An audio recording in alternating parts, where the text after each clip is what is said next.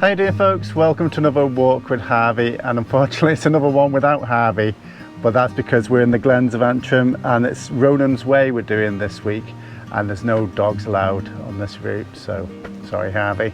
Now this one is another one from the Northern Ireland Unmissable Walks Knife Edge Guide, and apparently this, I was just reading, and it says that a lot of the land in Northern Ireland is privately owned, which is right. You don't get the same rights to roam like you would in Scotland and parts of England. So we have to make do with what's available to us, and when landowners open up the land, yeah, we need to respect their wishes in terms of where we're walking. So that hence no dogs on this one.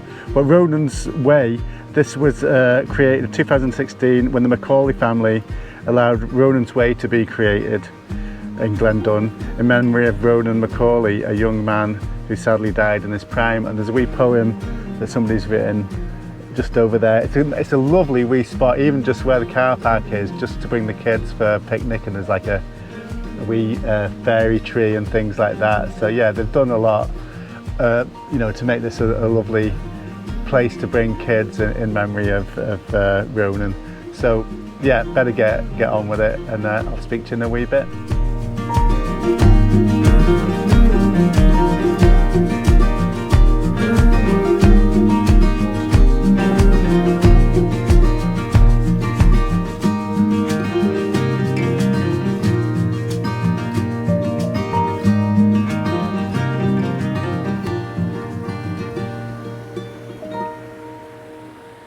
So here's a wee poem I was talking about.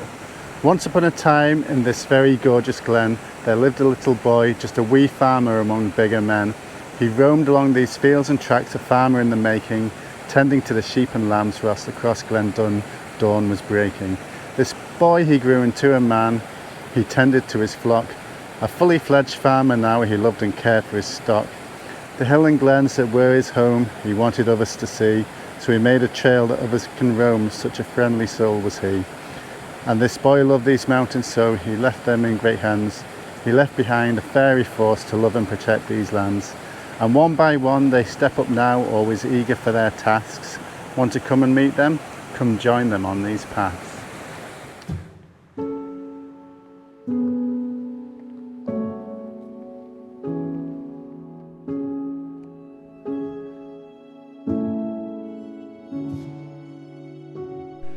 Some more poetry for us already. The Spring Fairy.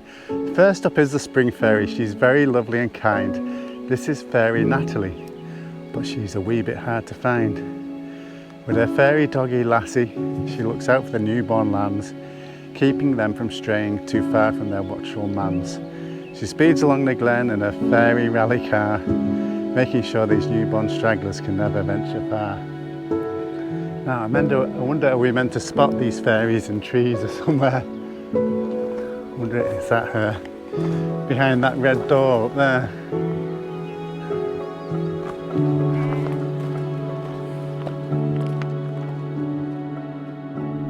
Maybe behind this one.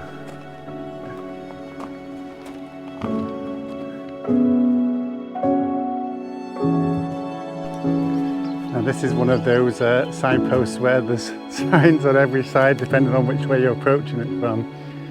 So I think we'll follow the one that I could see. That's a good way to follow, I reckon. And it says in the guide as well, continue upwards. A few minutes later, keep straight ahead at a junction. So I'm saying this is the junction. And let's keep straight ahead.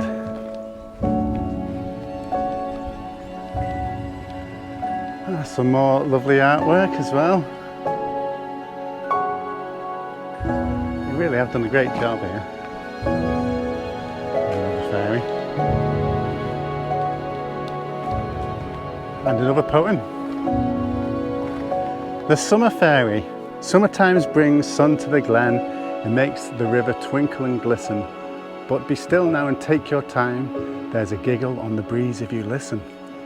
That's Katie the Summer Fairy, buzzing and dancing through the trees. She's busy looking after the flowers for the butterflies and bees. She flits from flower to flower, gently checking that they're okay. making sure if a buzzy visitor calls, they have a nice place to stay.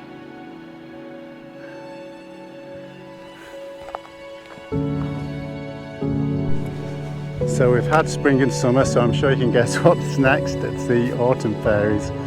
Autumn shadows fill the glen and the leaves fall to the ground. The international rescue fairies are on their way inbound. Looks out, it's the autumn fairies, Ella and Maya. Maya. That's the name of my daughter. Ella and Maya tidying all around, foraging for nuts and berries, lying waiting on the ground. They pick them up with fairy nets and store them in secret places, ready for the glen's wildlife for treats to stuff their faces.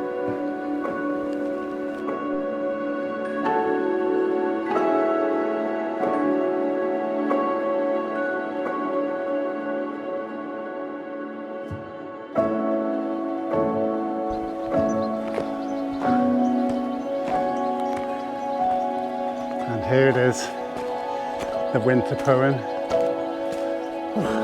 That was a bit of a climb to get to the winter poem.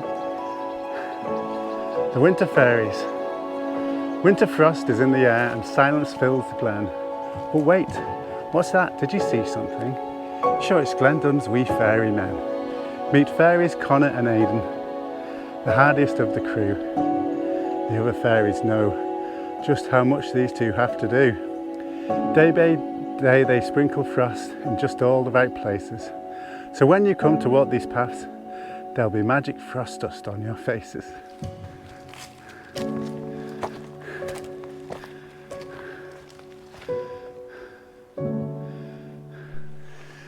Now, we seem to have lost all trace of red way markers already, but this is very tempting to just go down the fairy trail. I don't think it's as long though. I can have a quick look at this river.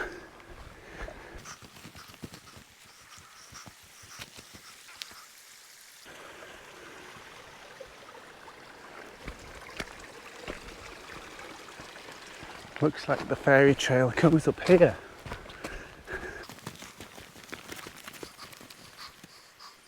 Yeah, better go back and follow the path we're meant to be following.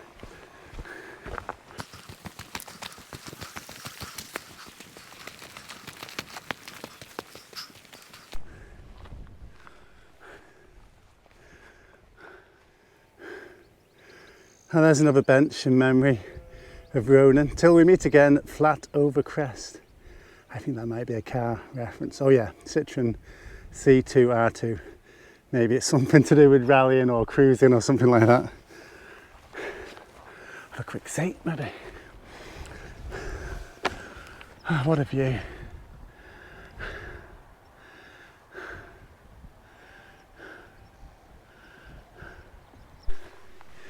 Yay, another red marker, so we are going the right way.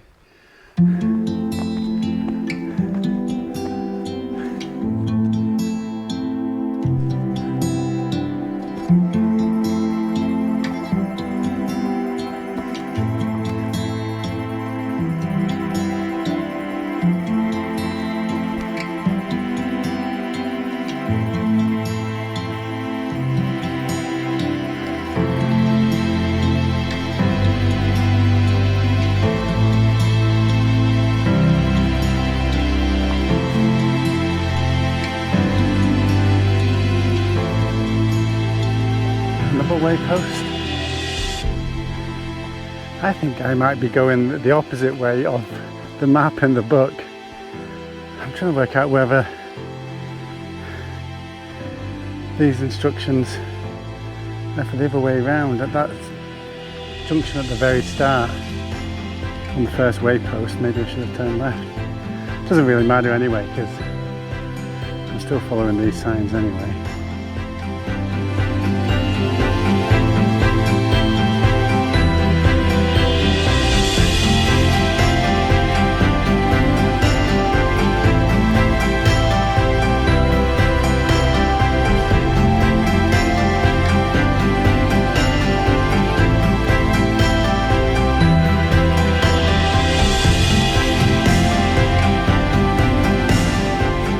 I just realised I forgot to bring a pole out with me.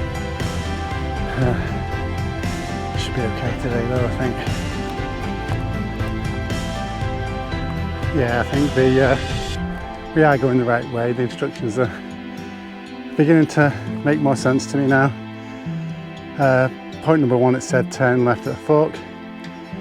15 to 20 minutes later, which is about now, head southeast across a plateau of grass and heather. And that's what we're doing, so let's keep it lit.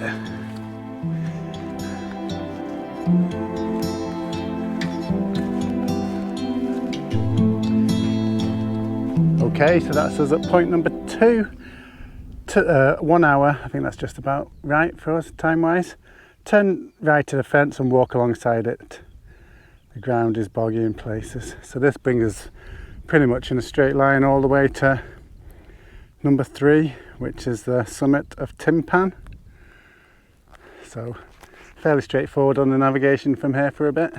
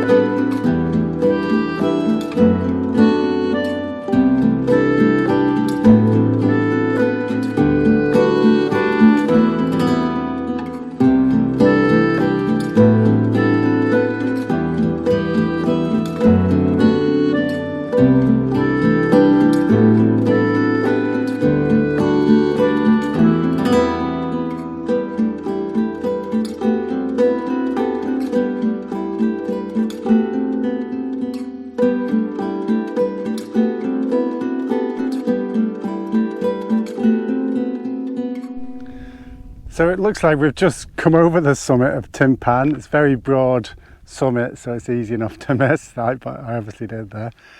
But yeah, just where the fences join, just down here a bit, we're turning right.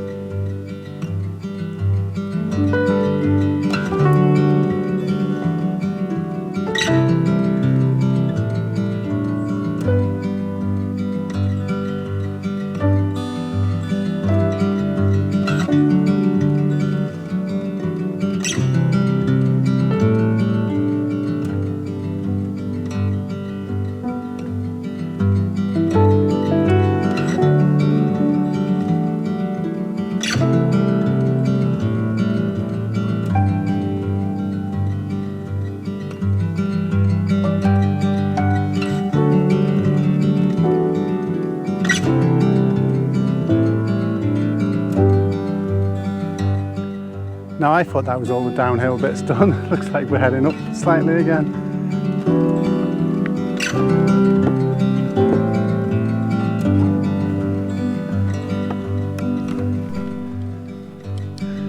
There we go, wasn't much of a climb back down again now.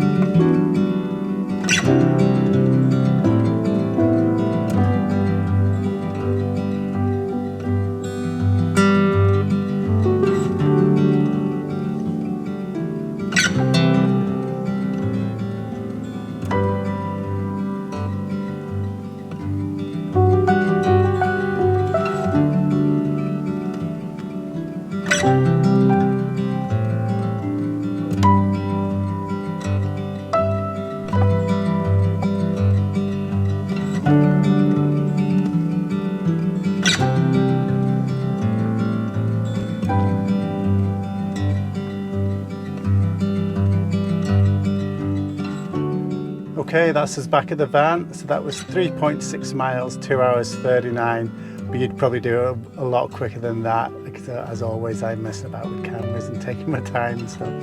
So yeah, that was great, and a great memorial to somebody to have a walk in your memory. Yeah, so they've done a really good job, and all the fairy walk bits of it are great. So if you want to bring your kids and do one of the smaller walks, you've got that option as well. But thanks for watching another walk with Harvey, even though Harvey wasn't here. If you're new to the channel, I do one every Sunday, so give us a wee thumbs up, subscribe, and hopefully we'll see you on the next one. Cheers, see you soon.